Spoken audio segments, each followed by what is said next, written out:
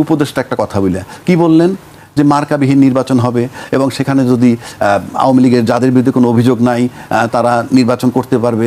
এটা তো জানা কথাই, কারণ ওবায়দুল কাদের যদি কোথাও নির্বাচন করতে যান প্রতীক ছাড়াও তাহলে সে আইডেন্টিফাইড। আরে ভাই, তারা মার্কা ছাড়া যখন নির্বাচন হবে, আমি আওয়ামী লীগের লোক, আমি যদি নৌকা ছাড়া নির্বাচন করি তাহলে তো আপনি বুঝতে পারবেন না আমি আওয়ামী লীগ করি কিনা। মাঠে যদি আওয়ামী লীগ আসে তাহলে দুইটা জিনিস হবে। যখনই মাঠে আওয়ামী লীগ আসবে তখন তো জামাত আবার চিন্তা করবে তাদেরকে আনতেছে কেন। তখন আবার জামাত হয়তো বিএনপির প্রতি একটু সফট হতে পারে। অর্থাৎ পলিটিক্যাল খেলা। এক কথায় বললে জামাতের রাজনীতি যেটা ধর্মভিত্তিক সেটা আমি পছন্দ করি না। বিএনপি যদি পলিটিক্যাল লুজ করে তাহলে জামাতের চান্সটা অটোমেটিক সামনে চলে আসে। আমি রাজ্জাকি ভাইকে দিয়ে শুরু করতে চাই। রাজ্জাকি ভাই, একটু অন্য প্রসঙ্গে যেতে চাই, রাজনীতির দিকে যেতে চাই।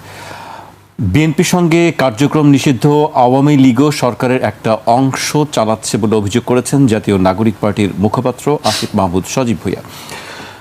আওয়ামী লীগের নেতারা স্থানীয় সরকার নির্বাচনে অংশ নিতে পারবেন বলে শোনা যাচ্ছে। এর পরিপ্রেক্ষিতে মতামত জানতে চাইলে আসিফ মাহমুদ বলেন, এই সরকার তো অনেকে মিলে চালাচ্ছে, আওয়ামী লীগেরও কিছু সফট সাপোর্টার এই সরকারে আছে। আমরা দেখি এই সরকারের একটা অংশ নির্বাচন কমিশনের সঙ্গে কথা বলে আওয়ামী লীগের নেতারা যেন নির্বাচন অংশগ্রহণ করতে না পারেন, যারা আওয়ামী লীগের পোস্টেড আছেন বা আওয়ামী লীগ করেন সেটা নিয়ে আলাপ করছে। আবার সরকারের একজন উপদেষ্টাকে দেখছি, তিনি বলছেন যে আওয়ামী লীগ নির্বাচন করতে পারবে। আপনি নিশ্চয়ই জানেন বিষয়গুলি নিয়ে আলোচনা চলছে। যে লম্বা বিষয় বলছেন আমি তো খেয়েরাই ফেলবো, ছুটে গেলে আবার একটু মনে করাই দিয়েন। জি আচ্ছা, প্রথম আসেন আপনি এই নির্বাচনে অংশ নেয়া কিংবা আওয়ামী লীগের এক অংশ চালাচ্ছে ক্ষমতাসীন দলের। আপনি দেখেন, ভালো করে লক্ষ্য করে দেখবেন যে এই সরকার কিন্তু অফিসিয়ালি আওয়ামী লীগের যাবতীয় রাজনৈতিক কর্মকাণ্ড নিষিদ্ধ করার জন্য একটা আইন করে বন্ধ রেখেছে। এখন এতে আমার কাছে যেটা মনে হয় কি জানেন, ওই যে হায়ের ভিতরে না নায়ের ভিতরে হা, যে আমরা যদি গণভোট না মানতাম তাহলে হয়তো নির্বাচন দিত না, তাই রাজি হয়েছি। আবার কি জুলাই সনদের যে আইন জারি করছে, জুলাই সনদের পক্ষে রাষ্ট্রপতি, সেটা তিনি করতে পারেন না। এগুলো কিন্তু সব নির্বাচনের পরে বলছি, আগে বলি নাই। তাহলে ওই যে হায়ের ভিতরে না লুকানো ছিল, গণভোটের রেজাল্ট মানবেন না, জুলাই সনদ বাস্তবায়ন করবেন না। একই গায়ে আমার কাছে মনে হইতেছে যে মানে যে আন্দোলনটা হয়েছিল সেই আন্দোলনের বিষয়টা যাতে ফেরত না আসে, আবার চট কইরা গতিটা ফেরত না পায়, সেজন্য বোধহয় বলছেন যে আওয়ামী লীগের যাবতীয় কার্যক্রম আমরা নিষিদ্ধ করে দিলাম আইন করে। এটা হলো আইওয়াশ। পক্ষান্তরে আপনি দেখবেন যে পর্যায়ক্রমে সবাই জামিন পাচ্ছে বা তারা সারফেসে আসতেছে। এখন আপনি যদি বলেন আপনি কি জামিন বিরোধী, আমি জামিন বিরোধী না। এটা হলো আইনের ব্যাপার, জামিন দিবে কি দিবে না ওই বিরোধী আমি না। কিন্তু আপনি যখন রাজনৈতিক কর্মকাণ্ড নিষিদ্ধ করছেন, আর তারা রাজনীতি করুক কি না করুক সেটাও আমার আপত্তি নেই। ভেরি ফ্র্যাঙ্কলি আমি বলতেছি আইনের কথা। আপনি যখন আইন করলেন তারা করতে পারেন, তাহলে তো কোথাও তাদের স্লোগান দেওয়ার কথা না, কোথাও ঝটিকা মিছিল হওয়ারও কথা না। এটা হবে কেন? তাহলে আপনি কৌশল নিছেন, নাইলে ভয় পাইছেন যে তাদেরকে নিষিদ্ধ করছি, হয়তো তাদেরকে বুঝাচ্ছেন গোপনে এই কারণে নিষিদ্ধ করছি যাতে ওই ফোর্সটা না আসে, যেই ফোর্সটা তোমরা লাইক করো না তারা যাতে আবার সামনে না আগায় না আসে। সুতরাং আমি আইওয়াশ হিসাবে আমরা এটা করে রাখছি, বাট আলটিমেটলি তোমাদেরকে ছাড়তেছি। এটার কারণ কি? এটা আবার এস্টাবলিশ করলেন কিভাবে? উপদেষ্টা একটা কথা বললে কি বললেন যে মার্কাবিহীন নির্বাচন হবে এবং সেখানে যদি আওয়ামী লীগের যাদের বিরুদ্ধে কোনো অভিযোগ নাই তারা নির্বাচন করতে পারবে। এটা তো জানা কথাই, কারণ ওবায়দুল কাদের যদি কোথাও নির্বাচন করতে যান প্রতীক ছাড়াও তাহলে সে আইডেন্টিফাইড, উনি এটার সেক্রেটারি জেনারেল। কিংবা হাসান মাহমুদ আইডেন্টিফাইড, কিন্তু লক্ষ লক্ষ লোক আছে যাদের কোনো পদ নাই, কিচ্ছু না, সেটাই বলছেন পদ না থাকলে তারা করতে পারবেন। আরে ভাই, তারা মার্কা ছাড়া যখন নির্বাচন হবে, আমি আওয়ামী লীগের লোক, আমি যদি নৌকা ছাড়া নির্বাচন করি তাহলে তো আপনি বুঝতে পারবেন না আমি আওয়ামী লীগ করি কিনা। তাহলে আপনি এই কথা বলার তো কোনো প্রয়োজন নাই। এটাকে আপনি সিগন্যাল দিচ্ছেন যে না তোমাদের সাথে আছি। এটা কারণটা কি? ভয় পাচ্ছেন নাকি? আমি সেটাও জানি না। কিন্তু আমার কাছে যেটা মনে হয় আজকে ক্ষমতাসীন দল অনেকগুলো জায়গায় তাদের লোকসান হচ্ছে। লস মানে দে আর লুজিং দেয়ার পজিশন এটা মনে হয়। কারণ এই যে কমিটমেন্টগুলো রাখেন নাই, গণভোটের কমিটমেন্ট, জুলাই সনদের কমিটমেন্ট, এটা সাধারণ লোক কেউ এটা ভালোভাবে নেয় নাই, গল্প আপনি যতই করেন। এক, দুই, কোনো দলই বোধহয় ইঞ্জিনিয়ারিং ছাড়া ভোটে বিশ্বাসী না। কারণ আপনি যদি ভোটে বিশ্বাস করতেন, ভোটারদেরকে ভয় পাইতেন, তাহলে ভোটাররা আপনাকে ভোট দেওয়ার পর তো রিভার্স হইতে পারেন না। ভোটাররা তো আপনাকে বিশ্বাস করে ভোট দিচ্ছে এই জিনিসগুলো হবে, সেগুলো যখন হচ্ছে না, তার মানে ভোটটা হইল নামকাও আসতে, এখানে কি অন্য কোনো ফ্যাক্টর আছে কিনা? নাহলে ভোটাররা আপনি কেয়ার করবেন না কেন? আপনি তো ভোটাররা 100% উপেক্ষা করতেছেন। সবাই বিরোধী দল যারা, তারাও দে আর কিপিং সাইলেন্ট, তারাও কিন্তু কিছু করতেছে না। তারা সংসদ ছেড়ে যাবে, ছেড়ে গেলেই কি আর না গেলে কি, আপনাদের তো লাগবে না, 2/3 মেজরিটি তাদের আছে। এখন কথাটা বলছি কেন, এই যে প্রতিদিন গভর্নমেন্টের যে অবস্থাটা লুজ করতেছে তারা এখানে একটা ভয় পাচ্ছে। চক্ষু বন্ধ করে ভাবেন, কল্পনা করেন, এই সরকার তো 5 বছরের জন্য আসছে, আমি ধরে নিলাম 5 বছরই তারা থাকবেন, কারণ আমি তো এর বাইরে কথা বলতে পারবো না। 5 বছর যদি থাকেন, তাদের যে অবস্থাটা আমরা দেখছি, যেমন ওই যে ইসলাম ব্যাংক নিয়ে কথা বলছেন, অন্য বিষয় নিয়ে বলছেন না, আইসিটি কোর্টের বিচার পরিষ্কার হচ্ছে না, এটা কিন্তু নিউজই নাই কোনো, এখন ওখানে কি হচ্ছে না হচ্ছে নিউজই নাই।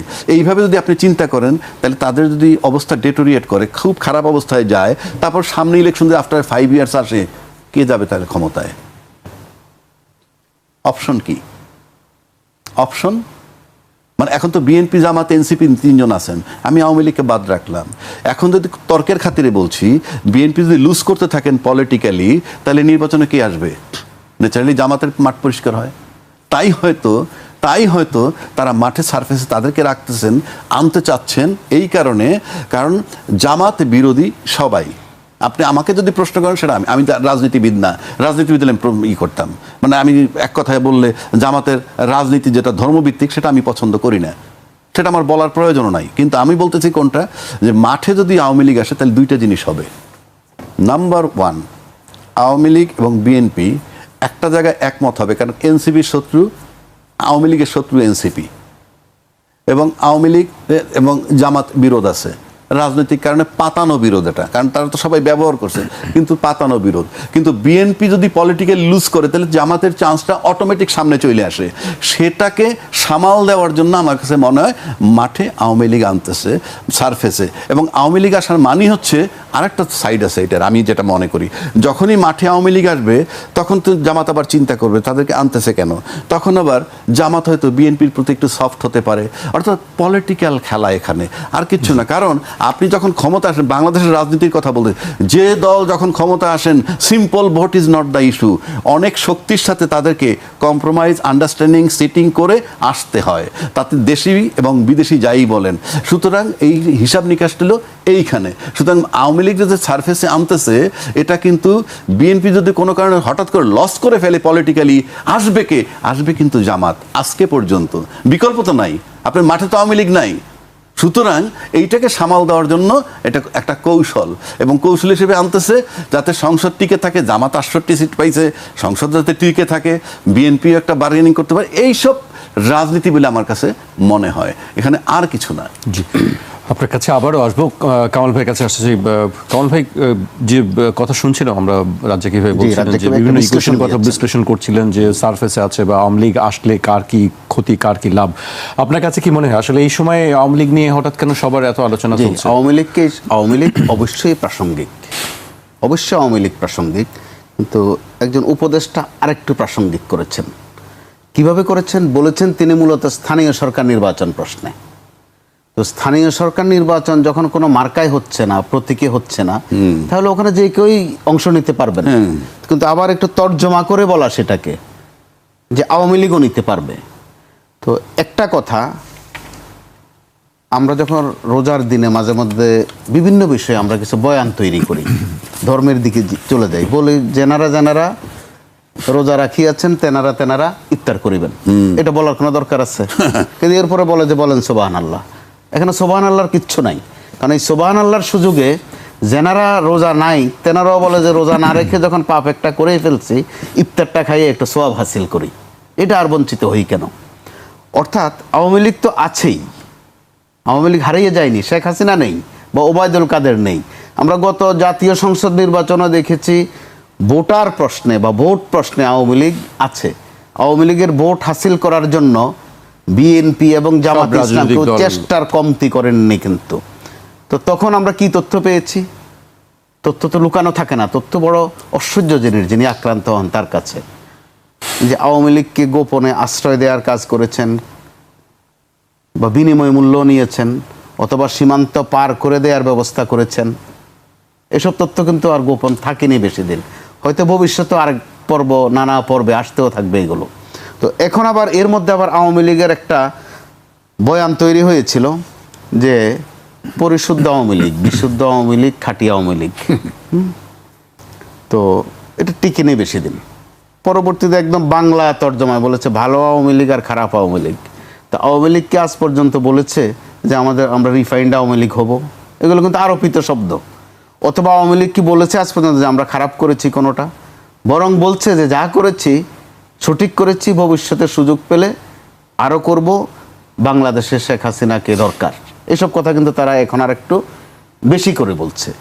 এমন যদি হতো যে আওয়ামী লীগের কোনো অংশ থেকে, ছোট কোনো অংশ থেকেও বলা হতো আজ পর্যন্ত যে আওয়ামী লীগের কিছু ভুল আছে, ক্ষমা চাওয়া তো আরও পরের বিষয়, সেটাও কিন্তু তারা বলেনি। কিন্তু মাঠে যারা আছেন তারা কিন্তু আবার ভাগাভাগি করে ফেলছেন, ভালো আওয়ামী লীগ, মন্দ আওয়ামী লীগ। তো ভালো আওয়ামী লীগ খুঁজতে গিয়ে এনসিপিও কিন্তু সারা দেশে ভালো আওয়ামী লীগ খোঁজা শুরু করেছে, নানান জায়গায় চলে যাচ্ছে ভালো আওয়ামী লীগ খুঁজতে। আবার বিএনপিও আওয়ামী লীগের সাথে একটা মিলমিশ আছে।